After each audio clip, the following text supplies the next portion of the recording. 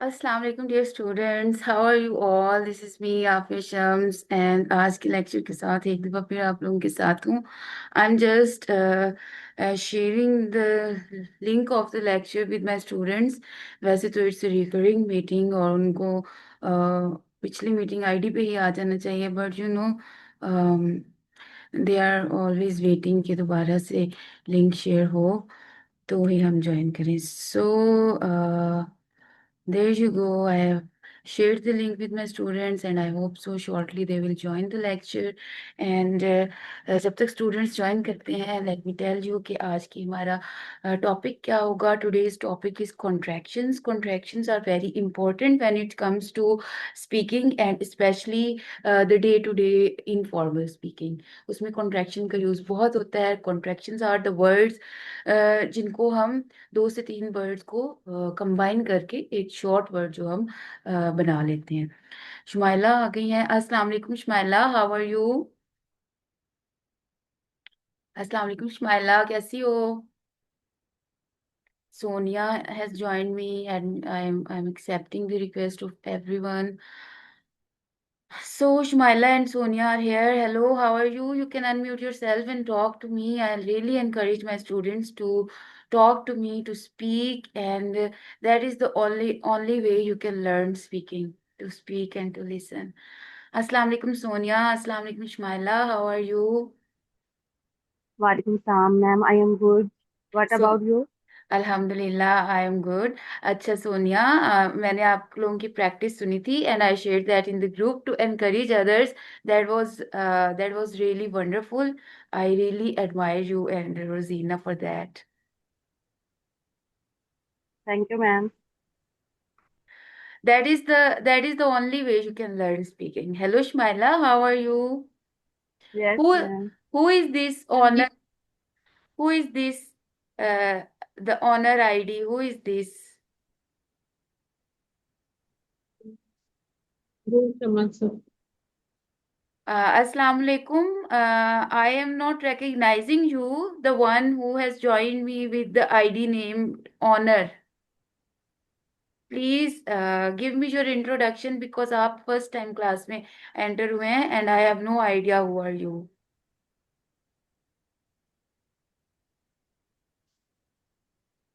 You can unmute yourself and talk to me or you can tell me in the chats. So, they have disappeared जो भी थे वो। सो आज का जो हमारा टॉपिक होगा दैट इज कॉन्ट्रैक्शंस।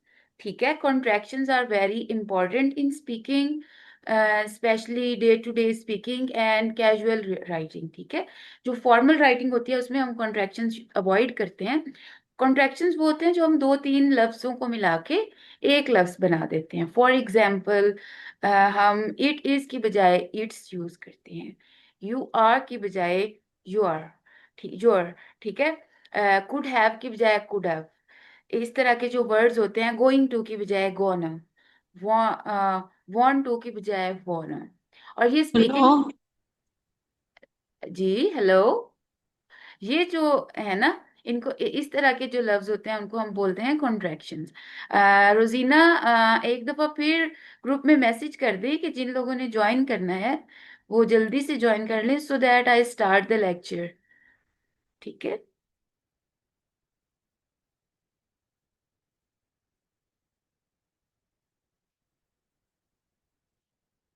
चलिए जी, मैंने अभी आप लोगों के साथ स्लाइड्स भी शेयर कर दी हैं और थोड़ा सा आप लोगों को बताया था। चले, जो लोग अभी ज्वाइन नहीं कर पा रहे हैं, I will share recording with them. So अब मैं लेक्चर जो है उसको स्टार्ट करने लगी हूँ। तो आज का जो हमारा टॉपिक है, this is contraction, mastering contraction for natural fluent speaking. जो बहुत सारे लोगों का कंसर्न होता है कि हमें फ्लुएंसी कैसे आएगी या फिर हमें लिसनिंग में, अंडरस्टैंडिंग में मुश्किल होती है। तो उसमें बहुत सारा ये होता है कि जो कॉन्ट्रैक्शंस होती है ना, इनकी प्रैक्टिस करें and when you will speak using contractions you will more sound, you will become more fluent and you will sound more like natural speakers. ठीक है, जैसे कि अभी मैंने आपको कुछ एग्जांपल्स दी थी। ये this slide is not for you, this is for the teachers. अब मैं नेक्स्ट। हाँ, what are contractions? Contraction is a shortened version of two और मोर वर्ड्स, जैसे कि मैंने आपको बताया, where letters are omitted and replaced by an apostrophe। जब हम दो वर्ड्स को मिला के एक वर्ड बना देते हैं, तो और उसमें से फिर उसकी कुछ आवाज भी जो है वो मिस हो जाती है, मतलब दो को मिला के, जैसे कुड हैव की बजाय कुड हैव, ठीक है। यू आर की बजाय यू आर, इट इज की बजाय इट्स, ठीक है। इट हैज की बजाय भी इट इज। तो उनको हम कॉन्ट्रैक्शन बोलते हैं। और कहाँ पे यूज करते हैं? To sound natural. जो नेटिव स्पीकर्स होते हैं, native speakers use contractions constantly in casual conversations. Using them helps avoid sounding stiff or overly formal in the formal settings. Formal settings और informal setting में क्या फर्क होता है? फॉर्मल सेटिंग होती है जैसे कि डिलीवरिंग अ लेक्चर, या कोई एकेडमिक सेटिंग होती है जब आप किसी दफ्तर में जाते हैं, किसी ऑफिस में जाते हैं, किसी सीनियर ऑफिशियल के साथ आप मीटिंग करते हैं, वो फॉर्मल सेटिंग है। कोई मीटिंग्स हो रही होती हैं आपकी, वो फॉर्मल सेटिंग्स होती हैं, ऑफिशियल सेटिंग्स होती हैं। इनफॉर्मल सेटिंग्स क्या होती हैं? जो आपकी डे टू डे लाइफ होती है, ठीक है, जो आपकी नॉर्मल स्पीकिंग होती है। तो जो नॉर्मल स्पीकिंग होती है, जो कैजुअल स्पीकिंग होती है, उसमें जो कॉन्ट्रैक्शंस हैं, उसका बहुत ज्यादा इस्तेमाल होता है। जो नेटिव स्पीकर्स हैं वो बहुत ज्यादा कॉन्ट्रैक्शंस का इस्तेमाल करते हैं। आप लोगों ने अगर मूवीज वगैरह देखनी स्टार्ट की हो, या इवन कार्टून्स भी देखने स्टार्ट किए हो, तो उसमें आपने देखा होगा कि वो लोग बहुत ज्यादा कॉन्ट्रैक्शन यूज करते हैं। फॉर एग्जाम्पल वोना, गोना, एड्स, वुड, वो बल्कि वुड की बजाय भी वुड, शुड, कुड, इस तरह करके बोलते हैं। तो फिर अगर हम इनकी प्रैक्टिस करेंगे, हमें पता होगा, तो फिर हमें समझने में बहुत आसानी हो जाती है। स्पीक फास्टर एंड इजियर, इससे हमारा जो एक एक नेचुरल फ्लो बन जाता है, ठीक है। जैसे अब मैं कहती हूँ कि you should have done that, इसका मतलब है कि तुम्हें ऐसा करना चाहिए था, तुम्हें तुम्हें वो काम कर लेना चाहिए था। इसकी बजाय मैं कहती हूँ you should have done that. तो कितना फर्क बन गया, ठीक है।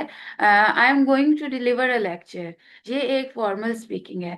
बट अगर ये मैं कॉन्ट्रैक्शन को यूज करती हूँ, तो आपने खुद ही अब डिफरेंस फील करना है कि फ्लुएंसी में कैसा डिफरेंस आता है।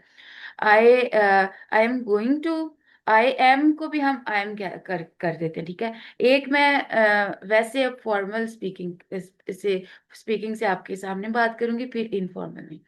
I am going to deliver a lecture, मैं अभी एक लेक्चर डिलीवर करने लगी हूँ।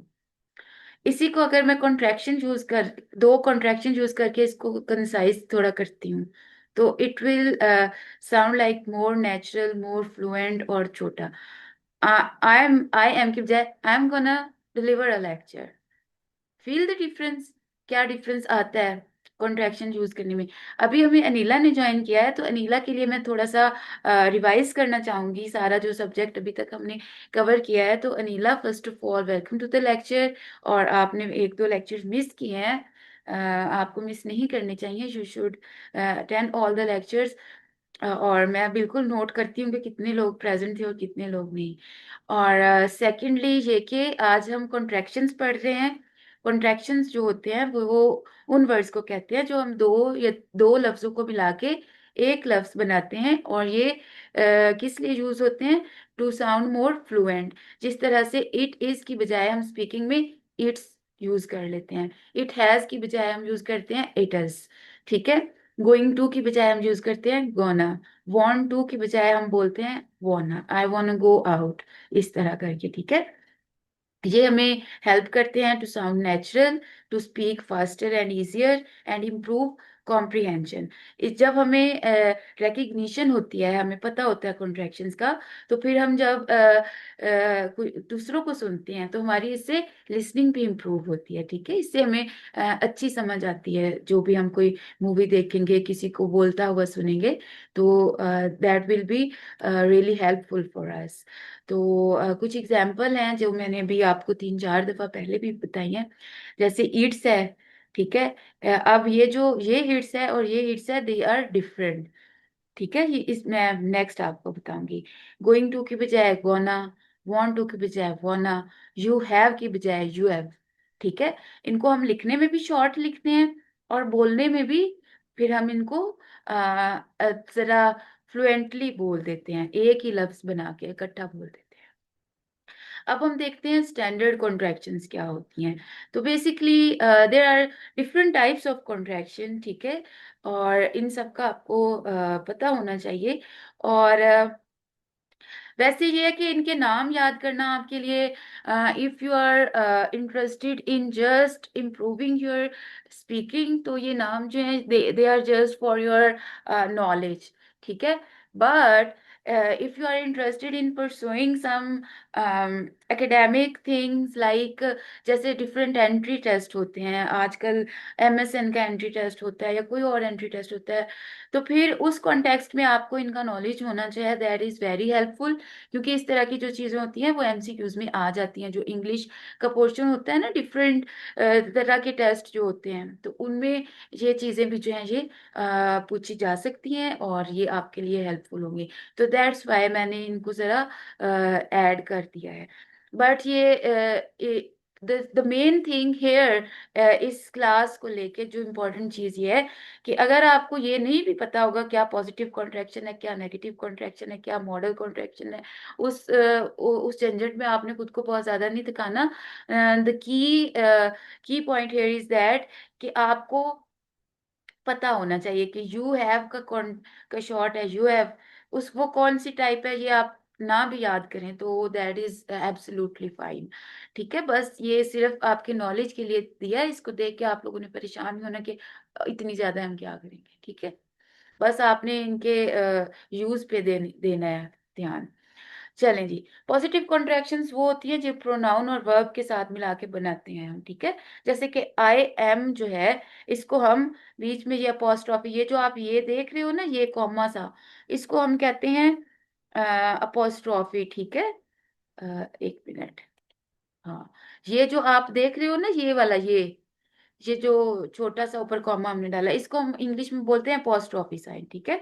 तो हम कॉन्ट्रैक्शंस बनाते हुए ना दो लफ्जों को शॉर्ट करके दरमियान में ये लगा देते हैं, तो वो कॉन्ट्रैक्शन बन जाती है शॉर्ट। जैसे आई एम की बजाय आप आई एम, तो लिखने में भी ऐसे होगा, और ये फिर बोलेंगे भी आप आई एम नहीं बोलेंगे, आई एम एक ही लफ्ज बोलेंगे।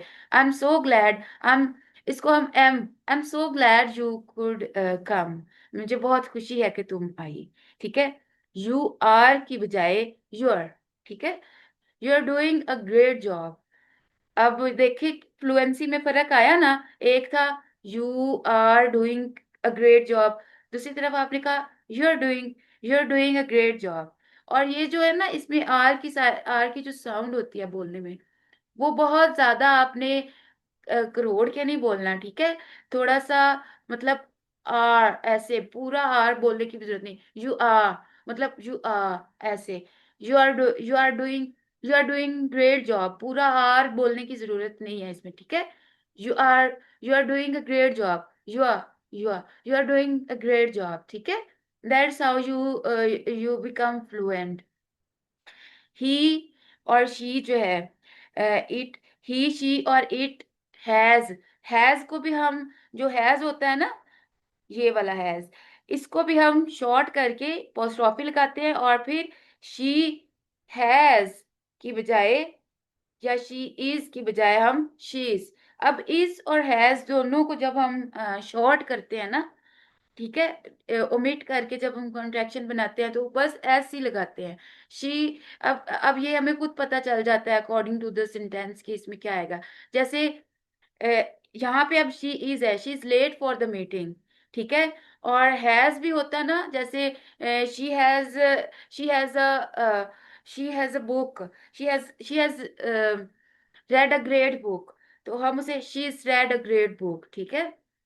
तो जो अब जब हम कॉन्ट्रैक्शन बनाते हैं ना, तो फिर हम जी की साउंड निकालते हैं, ठीक है। जैसे she is late for meeting, ठीक है। शी इज लेट की बजाय she is late for the meeting.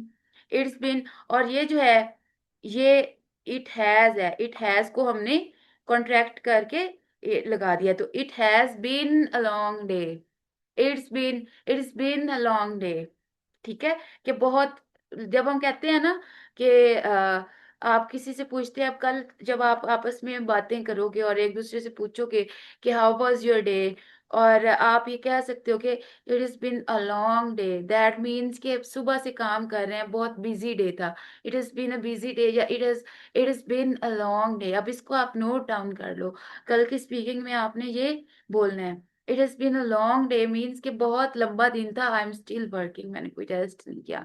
ठीक है, तो ये it is this is the way you are going to become more fluent, more natural.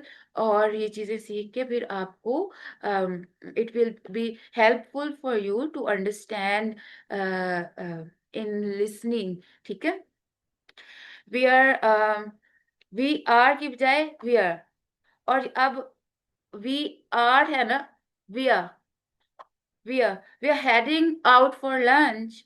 अब जो जब आप शॉर्ट करके कॉन्ट्रैक्शन में बोलते हो तो आर की आर को आप हाफ कर लेते हो, पूरी रे की साउंड नहीं लगाते, बस आ तक रहते हो। We are heading out for lunch, we are heading out for lunch. अब दे आर की बजाय दे आर वेटिंग आउटसाइड, वो बाहर इंतजार कर रहे हैं। This is how you will become fluent. I want you to unmute yourself and practice with मी।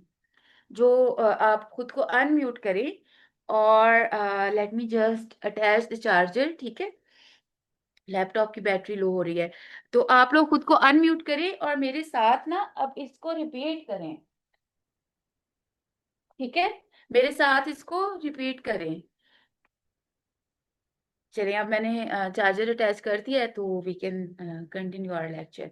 आप इसको रिपीट करें, और जब मैं आपको आपके साथ बोल रही होती हूँ ना, I want you to, even if you are mute, ठीक है, अगर आप म्यूट पे भी हो, तो जब जैसे अब मैं आपको कॉन्ट्रैक्शंस की प्रैक्टिस करवा रही हूँ ना, तो आपने मेरे साथ साथ इनको रिपीट करना है, क्योंकि विदाउट प्रैक्टिस फिर देर इज नो बेनिफिट, ठीक है, इसको पढ़ने का।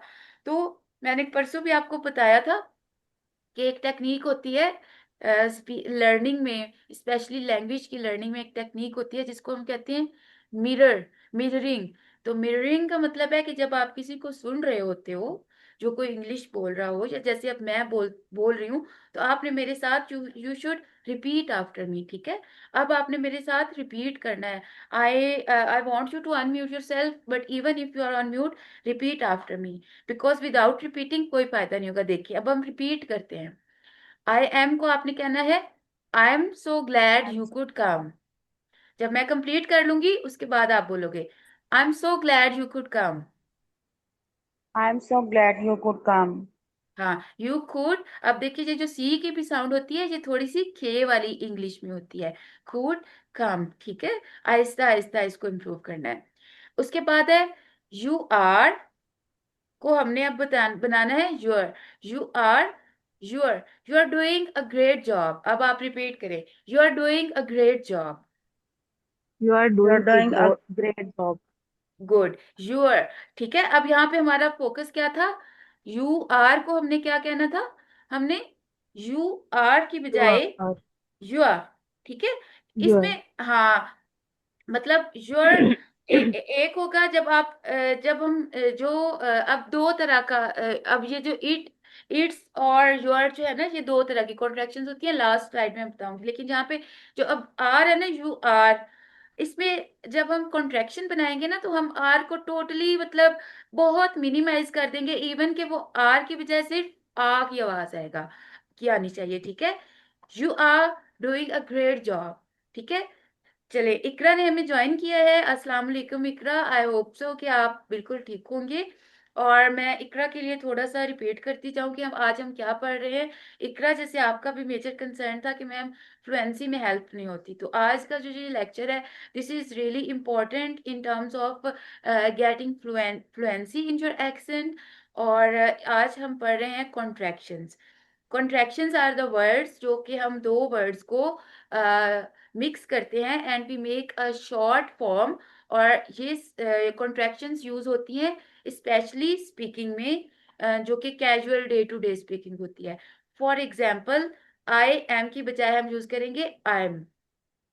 और जब हम कॉन्ट्रैक्शन सीखते हैं और कॉन्ट्रैक्शन को हम यूटिलाइज करते हैं in our speaking, we we get fluency without any effort, we become fluent effortlessly. अब इसकी एग्जाम्पल आप मुझे सुनेंगे और आप मेरे साथ रिपीट करेंगे। आई एम की बजाय हम जब एक बात थी, आई एम सो ग्लैड, उसको जब हमने कहा I am so glad, feel the difference, feel the difference. यहाँ पे आप इसे कहते हैं फ्लुएंसी, और इस तरह से फ्लुएंसी आएगी जब आप इस तरह की छोटी छोटी टेक्निक्स को लर्न करोगे और यूज करोगे। उसके बाद you are doing a great job को जब हम करेंगे, you are doing a great job, feel the difference. ठीक है, अब आप मेरे साथ रिपीट भी करें। उसके बाद है she is late for the meeting, she is late for the meeting की बजाय she is late for the meeting. देखा, शी इज जब हम बोलेंगे तो हम थोड़े से लगेगा कि हम एफर्ट कर रहे हैं बोलने में, हमें हो रहा है थोड़ा। तो she is late for the meeting, she is late. ठीक है, तो शी इज की बजाय जब हम शी इज यूज करेंगे तो अल्टीमेटली फ्लुएंसी आएगी। और ये हम स्पीकिंग के लिए ये इम्पोर्टेंट है। और राइटिंग में फिर हम इस को खत्म करके अपोस्ट्रॉफी और एस लगा देते हैं। अब शी इज के लिए भी सेम है, शी हैज के लिए भी सेम है। ही शी और इट के साथ हम ही शी और इट, ये शी इज ही इज और इट इज के साथ को भी हम शी इज इट्स हीज करते हैं। और अगर इनके साथ हैज होता है तो उसको भी हम सेम ही लगाते हैं। वो हमें पता चल जाता है। जैसे शी हैज अ डॉल, उसको हम कह सकते हैं शी इज अ डॉल, मतलब शी हैज अ डॉल। ठीक है, थोड़ा थोड़ा सा फर्क के साथ। तो इस तरह आगे, it's been a long day, यहाँ पे ये जो है हैज को हमने हैज को कॉन्ट्रैक्ट किया है, इट हैज को कॉन्ट्रैक्ट किया है। It's been a long day, it's been a long day, it has been a long day. ठीक है, we are heading out for lunch को हम कहेंगे वी आर। अब यहाँ पे वी आर को हम वी आर, सही है, we are heading out for lunch, we are heading out for lunch. ठीक है, अब यहाँ पे जब हम कॉन्ट्रैक्ट करेंगे तो हमें आर की जो नेटिव नेटिव स्पीकर्स होते हैं ना, वो आर को पूरा नहीं बोलते, we are heading for lunch, बस मतलब पूरा बस कर देते हैं, we are heading for lunch. And that is how you become fluent. और इससे आपका एक्सेंट भी इम्प्रूव होगा और आपको फ्लुएंसी भी आएगी। दे आर की बजाय they are, they are, they are waiting outside. अब आप ये दोनों सेंटेंसेस जो हैं ये रिपीट करें खुद को अनम्यूट करके।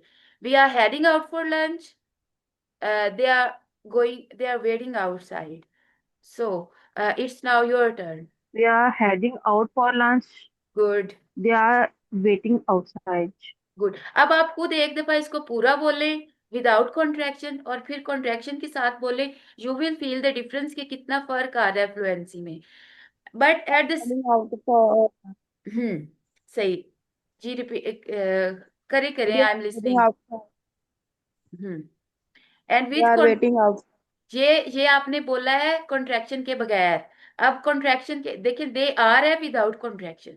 अब आप कॉन्ट्रैक्शन के साथ बोले they are, they are, They are. They हाँ, are waiting outside. वेडिंग, हाँ, और वेटिंग भी नहीं कहना, वेडिंग। ठीक है, ये जो टी होता है ना, टी को ना थोड़ा सा टंग को मोल्ड करके टी की साउंड में बोलते हैं, टी और डी का मिक्स करके वेडिंग। ठीक है, दे आर वेडिंग आउटसाइड। जो जो करेक्ट करेक्ट प्रोनाउंसिएशन है ना, दे आर वेडिंग आउटसाइड। अब देखें थोड़ी सी मॉडिफिकेशन के साथ कितना फर्क, एक था दे आर वेटिंग आउटसाइड, लेकिन इसी को हमने थोड़ी सी मॉडिफिकेशन के साथ बोला तो you can feel the difference, they are waiting outside.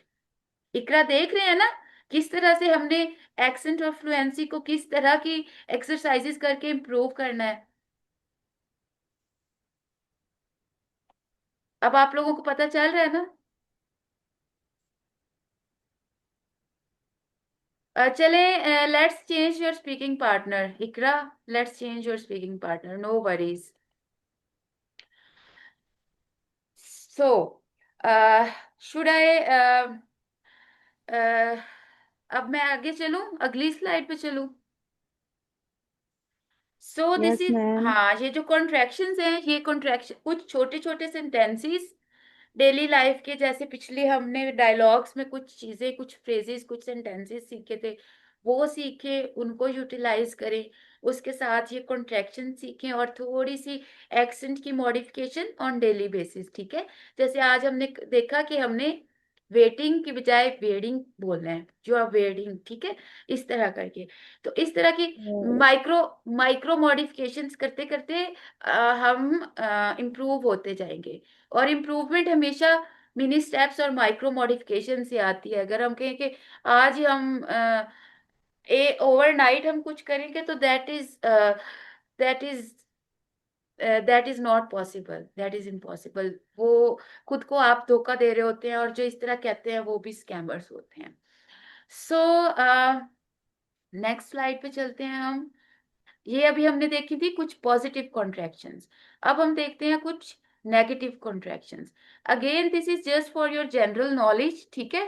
This is just for your general knowledge. ये जो हम कॉन्ट्रैक्शंस के नेम बता रहे हैं, जो मैंने आपको बताए हैं, this is just for your general knowledge. इनको आपने as far as speaking is concern, तो इनको आपको बहुत ज्यादा मेमोराइज करने की जरूरत नहीं है। You just need to know, this is just for general knowledge.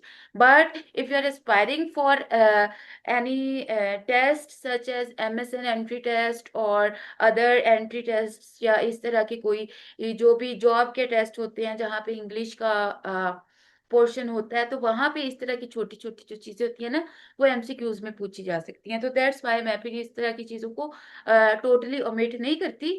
कि आप लोगों को पता होना चाहिए, थोड़ी सी भी नजर से चीज गुजर जाए तो जब कहीं जरूरत पड़े तो आप रिकॉल कर लेते हो अल्टीमेटली।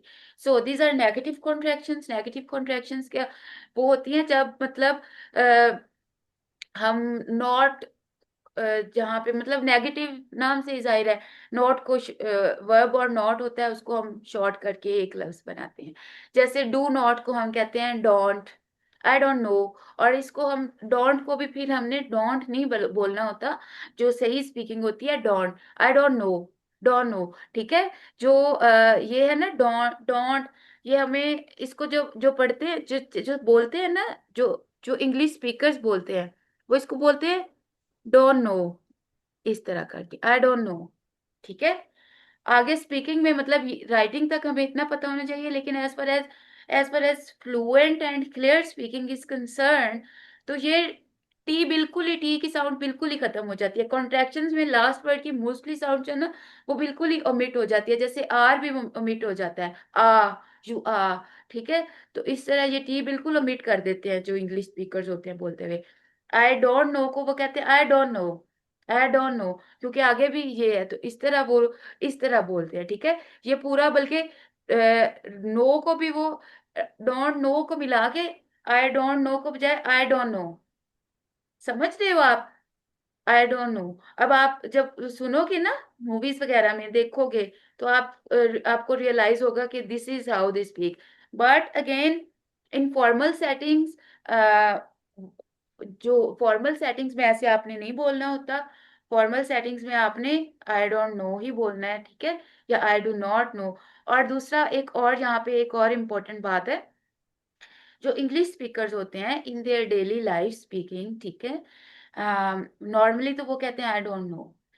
लेकिन जब they are having, if they are having heated argument, या दे वांट टू एम्फसाइज, ये जिस तरह हम कहते हैं कि नहीं, बिल्कुल नहीं, ठीक है, तो फिर वो कहेंगे do not know, I do not know. आप देखोगे कि वो बात करें, और जब कोई कहता है आई डू नॉट नो, तो दैट मीन्स कि जब वो इस तरह करके मतलब कॉन्ट्रैक्शन की बजाय इस तरह एम्फेसिस कर रहे होते हैं ना, specially in their regular informal casual meeting, casual speaking, तो दैट मीन्स कि वो नॉट पे एम्फेसाइज कर रहे हैं। इस टाइम वो कह रहे हैं कि मैं ये बिल्कुल नहीं करना मैंने, या मुझे ये बिल्कुल नहीं पता, ठीक है। तो this was a little bit tidbits of general knowledge as well. So आगे देखते हैं डजंट। डज नॉट को हम डजंट बना देते हैं, ही डजंट, और इधर भी जो टी है ना, टी की साउंड को हम काफी हद तक मिनिमाइज कर देंगे while we are speaking. He does not have time right now, ये था without contraction. And with contraction हम इसको किस तरह से बोलेंगे, he doesn't he doesn't have, he doesn't have time right now. अब देखिए ये जो राइट नाउ भी है ना, इसको भी बोलते हुए right now. You are getting my point, ठीक है। अब राइट नाउ की बजाय कैसे बोलते हैं इंग्लिश स्पीकर्स? राइट, ऐसे करके, राइट नाउ, ठीक है। थोड़ा सा मतलब वो टी को ना थोड़ा मिनिमाइज कर देते हैं, टी पे इतना एम्फेसिस नहीं होता। Right now, he doesn't have time right now, right now के बजाय राइट नाउ, इस तरह करके। आप इसको रिपीट करें मेरे बात, या फिर जब आप रिकॉर्डिंग देखोगे तो आपने जब मुझे सुनना है उसके बाद आपने पॉज करना है और आपने इसको बोलना है। नेक्स्ट लेक्चर में या कमिंग वीक में हम इंशाल्लाह ताला कुछ टंग ट्विस्टर्स को देखेंगे। टंग ट्विस्टर्स की जब हम सीखते हैं तो उसकी हेल्प से फिर हमारी फ्लुएंसी में और हमारे एक्सेंट में हमें काफी हेल्प आउट होती है। ऐसे डिड नॉट की बजाय didn't, we didn't see, we didn't see. Didn't को कैसे बोलना है? डिड नॉट को जब हम कॉन्ट्रैक्ट करके डिडंट बनाएंगे तो we didn't see that movie. अब दैट को भी, जो दैट भी है ना, वो भी इंग्लिश स्पीकर पूरा दैट नहीं बोलते, दैट, ठीक है। इसको भी कैसे कैसे आपने अपना एक्सेंट इंप्रूव करना है, दैट, ऐसे, बस। अब आपने मुझे सुनना है इसको एक्सेंट में बोलते हुए। We didn't see the movie yet, we didn't see that movie yet. जो होते हैं ना ब्रिटिशर्स, वो तो बिल्कुल ही ठीक को हटा देते हैं। जो अमेरिकन होते हैं वो दैट करके बोल देते हैं, ठीक है। तो इस तरह करके थोड़ा सा मिनिमाइज करते हैं। अब जैसे जैसे आप ज्यादा सुनेंगे ना, वैसे वैसे आप को आइडिया होता जाएगा कि किस तरह से ये एक्चुअल जो जो नेचुरल नेटिव स्पीकर्स होते हैं वो किस तरह से बोलते हैं। और ये छोटी छोटी चीजों को सीखेंगे, इनको हम इम्प्लीमेंट करेंगे, टेक्निकलिटीज को, तो खुद ब खुद इन्फ्लुएंसी भी आती जाएगी और एक्सेंट भी इम्प्रूव होता जाएगा with the passage of time. Next था कैंट। कैन नॉट को हम कैंट में चेंज कर देते हैं, कैन नॉट को मिला के तो हम एक वर्ड बना देते हैं कैंट। आई, या कांट भी कहते हैं, can't. I can't believe, can't वैसे ज्यादा स्पीकिंग में यूज होता है। कैंट भी सही है, बोथ आर एक्सेप्टेबल, दोनों तरह से ही आप बोलेंगे तो वो एक्सेप्टेबल है and they are all right. I can't believe it's snowing, अब इसमें दो दो कॉन्ट्रैक्शंस यूज हुई हैं, ठीक है। इट इज स्नोइंग और can not. I can't believe it's snowing, अब देखें आपने दो कंट्रैक्शंस यूज की, दो मॉडिफिकेशंस, दो माइक्रो मॉडिफिकेशंस यूज की। तो कैसे आप एक तरफ हम इसको विदाउट कॉन्ट्रैक्शन देखते हैं और एक तरफ हम विद कॉन्ट्रैक्शन देखते हैं, and you will have to feel the difference कि किस तरह से फ्लुएंसी आई है और एक्सेंट बदला है। I cannot, I cannot believe it is snowing. This was without contraction, and now आप देखें विद कॉन्ट्रैक्शन कितना डिफरेंस आता है। I can't believe it's snowing. I can't believe it's snowing. ठीक है। तो this is how you should start using contractions, and they will make a great, huge difference in your fluency and in your accent as well. Will not को आप कहते हैं want, ठीक है। Will not को वॉन्ट, दे वॉन्ट। अब want जो है, दे वॉन्ट, और मोस्टली जब वो बात लोग कर रहे होते हैं इंग्लिश में तो वो वांट का लफ्ज यूज करते हैं, तो उसका मोस्टली मीनिंग ये होता है। और वो वांट जो चाहने वाला है, वांट टू को वाना बोलते हैं, वो भी हम नेक्स्ट स्लाइड में देखेंगे। अब will not, want, they want be here until tomorrow, वो कल तक यहाँ नहीं होंगे। चल ठीक है, कल तक वो यहाँ नहीं होंगे यानी कल तक वो चले जाएंगे। They will not be here till tomorrow के बजाय they want be here till tomorrow. देखा। अब नेक्स्ट हम कुछ और कॉन्ट्रैक्शंस देखते हैं। मॉडल कॉन्ट्रैक्शंस, मॉडल कॉन्ट्रैक्शंस जो मॉडल वर्ब्स होते हैं ना, जैसे can, could, may, might, just, इनको ये मॉडल वर्ब्स होते हैं। तो इनके साथ मोस्टली हैव यूज होता है, तो वो हैव को फिर शॉर्ट करके जब हम इन could have, would have, should have, can have, इनको शॉर्ट करते हैं तो एक लफ्ज बनाते हैं, वो मॉडल कॉन्ट्रैक्शन होती है। इसकी हम एग्जांपल बोलते हैं। और इसको मोस्टली कुड हैव की बजाय कुड हैव। लिखा तो हमने ऐसे हुआ है ना, बट स्पीकिंग में ये क्या, कैसे हम बोलेंगे इसको? स्पीकिंग में इसको हम बोलेंगे ऐसे, इस तरह। This is this is this is the pronunciation, this is the actual pronunciation of this contraction. You could have, you could have told me earlier. इसको हम कुड हैव मतलब तुम बता सकते थे, इसका उर्दू में मतलब बनता है कि तुम मुझे पहले बता सकते थे, तुम मुझे पहले बता सकती थी। ठीक है, you could have told me earlier. तो इसको हम कॉन्ट्रैक्ट करके कैसे बोलेंगे? You could have, you could have, you could have told me earlier, told me earlier. तो जो इंग्लिश स्पीकर हैं वो कहते हैं you could have told me earlier, इस तरह करके। शुड हैव को शुड हैव, और शुड हैव भी बोल, जब जल्दी जल्दी बोलते हैं ना, शुड हैव। एक वैसे फ्रेज भी है, वुडा कुडा शुडा। ठीक है, कि उसका मतलब होता है कि ऐसे ऐसे वैसे ही ऐसे, जैसे हम कहते हैं ना कि तुमने ऐसे क्यों नहीं किया, वुडा कुडा शुडा, मैं क्या करती, इस तरह करके एक होता है phrase. I will explain that later. तो शुड हैव को should have, I should have studied more, मैं ज्यादा पढ़ सकती थी। ठीक है, शुड हैव हम कहाँ यूज करते हैं? जब हम रिग्रेट वगैरह कर रहे होते हैं कि ऐसे किया है, मैं इसको और बेहतर बना सकती थी। जैसे मैं कहती हूँ कि मैं अपने लेक्चर को और बेहतर कर सकती थी, कर सकती थी। आई शुड हैव, या और बेहतर करना चाहिए था। I should have made this lecture much better. तो I should have, I should have studied more, मैं ज्यादा पढ़, मुझे ज्यादा पढ़ना चाहिए था। जैसे आप इकरा लेट आई हैं तो इकरा कह सकती थी कि मुझे जल्दी आना चाहिए था, लेक्चर जल्दी ज्वाइन करना चाहिए था, तो इकरा ने कहना था I should have join the lecture earlier. ठीक है, these are real life examples, real sentences. तो इस तरह से वुड हैव कर सकता था मैं। ठीक है, we would have helped if we knew. हमने कंडीशनल में पढ़ा था ना ये वुड हैव कुड हैव को। तो we would have helped if we knew, अगर हम पता हो, अगर हमें पता होता तो हम मदद कर देते। इफ वी न्यू, अगर हमें पता होता तो हम मदद कर देते। We would have, we would help if we knew. तो नेक्स्ट देखते हैं हम। अब कुछ प्रोनाउंसिएशन प्रैक्टिस देखते हैं कि किस तरह से हमने करना है। Focus on the last sound, like I, the v sound is voiced as वाह।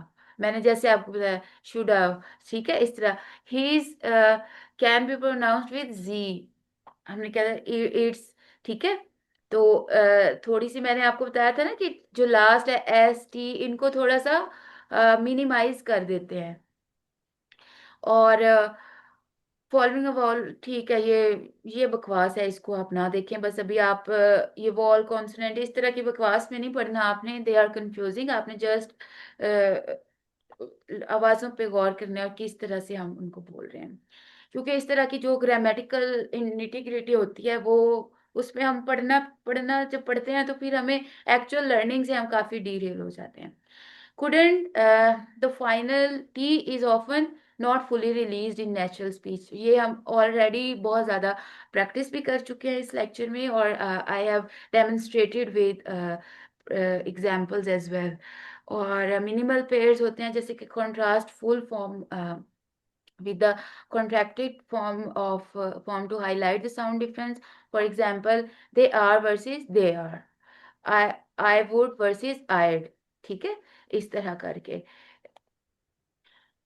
कब हमें कॉन्ट्रैक्शन यूज करनी चाहिए और कब हमें कॉन्ट्रैक्शन यूज नहीं करनी चाहिए। बस अब 2 मिनट्स रहते हैं और इसमें जितना और हो सकेगा अब कर लेंगे, वैसे बस जस्ट लास्ट ही था। तो हमें एवरीडे स्पीकिंग में कॉन्ट्रैक्शन यूज करनी चाहिए। कैजुअल राइटिंग, जैसे आप किसी फ्रेंड को ईमेल वगैरह लिख रहे हैं, लेटर लिख रहे हैं, उसमें आप यूज कर सकते हैं। when you should avoid contractions in academic settings, जैसे कि आप अगर कोई एग्जाम दे रहे हैं उसमें आपने कॉन्ट्रैक्शन यूज नहीं करनी, आपने पूरे पूरे वर्ड यूज करने हैं। और जब आप बिजनेस कम्युनिकेशन कर रहे हैं, किसी ऑफिशियल मीटिंग में है, किसी जॉब इंटरव्यू में है, तो भी आपने कॉन्ट्रैक्शंस को अवॉइड करना है। आपने कोशिश करनी है कि आप पूरे पूरे वर्ड्स बोलें, ठीक है। बट जो आपकी इनफॉर्मल कैजुअल स्पीकिंग और कैजुअल राइटिंग होती है, उसमें आप दिल खोल के कॉन्ट्रैक्शन यूज करें। बट फॉर्मल सेटिंग्स में आपने कॉन्ट्रैक्शंस को यूज नहीं करना। अब ये कुछ चीजें हैं, इनको देख लें। कि ये वैसे ये जो करना चाहता है वो इसको कर ले, इसका स्क्रीनशॉट लेके इसको पढ़ लीजिएगा। वैसे इस पे मैंने ऑलरेडी वीडियोस भी बना रखी हैं। और जो नहीं इसमें इंटरेस्टेड वो इसको आज के लेक्चर के हिसाब से स्किप भी कर सकता है।